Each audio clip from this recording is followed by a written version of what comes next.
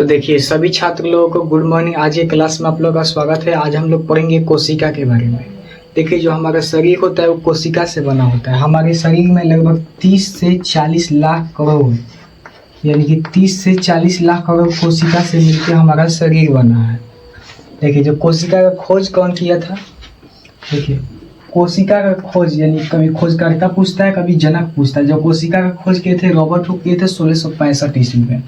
जो Robert Hooke किए थे वो मृत कोशिका का खोज किए थे 1665 ईस्वी में।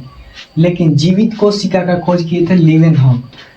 लगभग इनके 109 साल बाद यानी कि 1774 में इन्होंने जीवित कोशिका का खोज किया था। देखिए एक आदमी थे जो स्लाइडेन और स्वांग नाम के दो वैज्ञानिक थे जो ये सिद्धांत देते हैं जब हमारा जो शरीर है वो कोशिका से मिलके बना है। क्वेश्चन पूछता है एग्जाम में जो किसने कहा था जो हमारा शरीर कोशिका से मिलकर बना होता है। जो हमारा शरीर कोशिका से मिलकर बना होता है स्लाइडेन और स्वांग नाम के जो कोशिका का सिद्धांत देते हैं स्लाइडेन और स्वांग नाम के वैज्ञानिक देते हैं। जो हमारा शरीर है वो कोशिका से मिलकर बना है। देखिए अब होता है पूरे विश्व में सबसे छोटा कोशिका कौन सा है। जो सबसे छोटा कोशिका होता है माइकोप्लाज्मा होता है।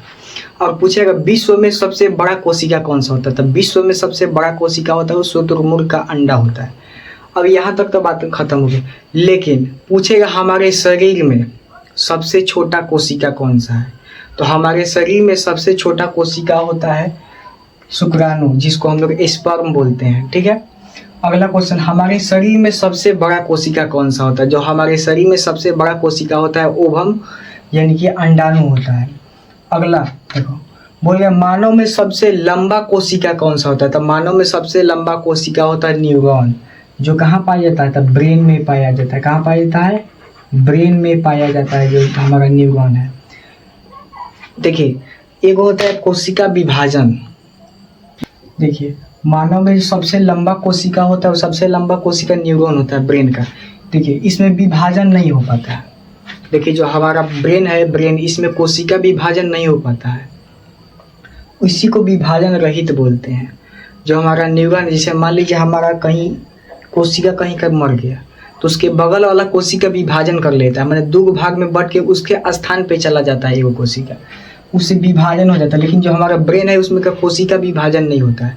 जैसे मान लीजिए हमारे ब्रेन में थोड़ा सा अगर चोट लग जाता है तो अंदर का चमड़ा थोड़ा इस पे का फूट जाएगा। अगर थोड़ा और कस के लग जाएगा तो माथा अंदर फूट जाता है।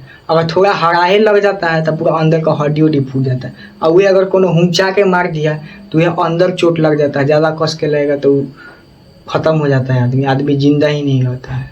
अब देखिए यहाँ तक तो जान गए। अब आइए सबसे तेज कोशिका विभाजन कहाँ होता है, तो सबसे तेज कोशिका विभाजन जो होता है वो लीवर में होता है। सबसे तेज कोशिका विभाजन कहाँ होता है, लीवर में होता है।